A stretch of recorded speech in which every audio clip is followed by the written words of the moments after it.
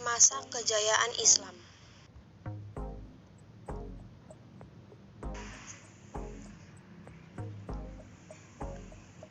Kelompok 1, nama anggota Bayu Dwi Saputra, Cipta Indira, Dava Taufikur Rahman, Damik, Dwi Wahyuningsi, Elsa Rahmaizati, Farhana Nur Rafiq, Muhammad Ivan Azman, Nur Amalia, Salimah Makfirah, Vanessa Putri, Yunita.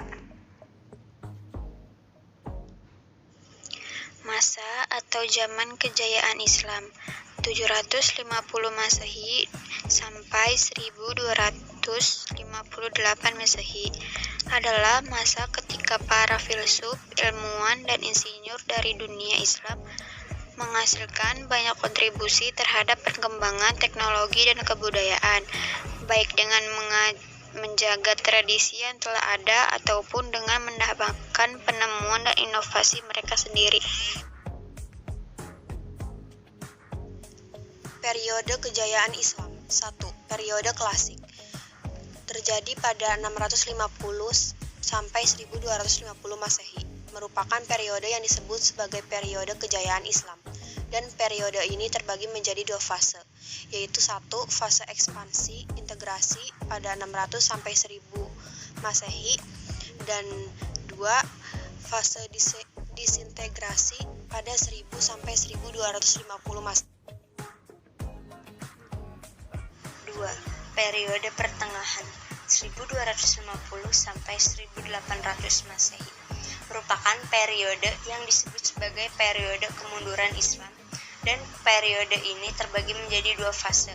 Yang pertama adalah fase kemunduran dari tahun 1250 sampai 1500 Masehi. Yang kedua adalah fase kemunculan tiga kerajaan besar dari tahun 1500 sampai 1800 Masehi. Yang ketiga, periode modern 1800 sampai sekarang merupakan periode yang disebut sebagai periode kebangkitan bagi umat Islam, yaitu ditandai dengan kemunculan para pembaharu Islam. Kemajuan Islam pada tahun 650 sampai 1250 Masehi yang disebut sebagai periode klasik merupakan tahun di mana Islam sedang dalam masa jaya-jayanya. Ketika itu, terdapat dua kerajaan besar yang berkuasa, yaitu Kerajaan Umayyah atau Daulah Umayyah dan Kerajaan Abbasiyah atau Daulah Abbasiyah. Faktor internal. 1. Keistiqomahan dan konsistensi umat Islam terhadap ajaran Islam. 2. Islam sendiri mengajarkan kepada umatnya untuk terus maju. 3. Islam yang merupakan agama rahmatan lil alamin atau rahmat bagi seluruh alam. 4. Keseimbangan yang ada dalam Islam, penyebaran atau dakwah yang tujuannya untuk dunia dan juga akhirat.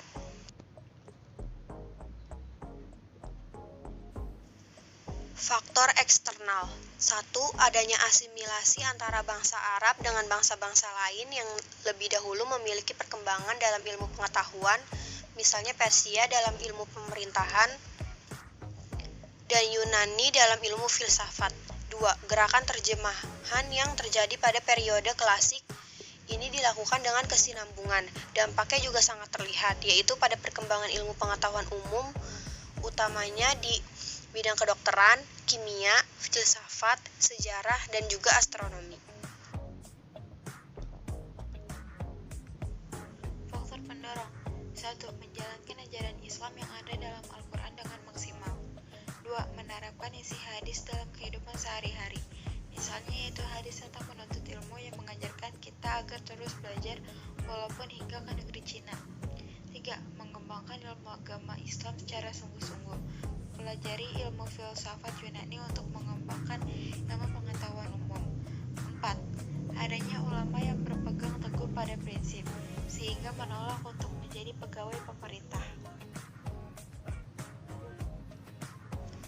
Tokoh-tokoh yang berperan dalam kemajuan Islam.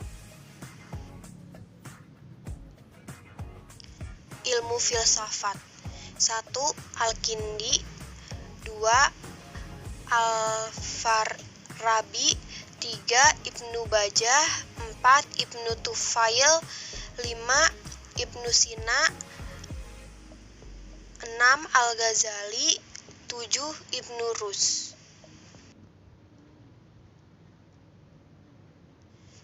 Bidang matematika 1. Umar Al-Farukan. 2. Al-Khawarizmi. Dan bidang seni ukir 1.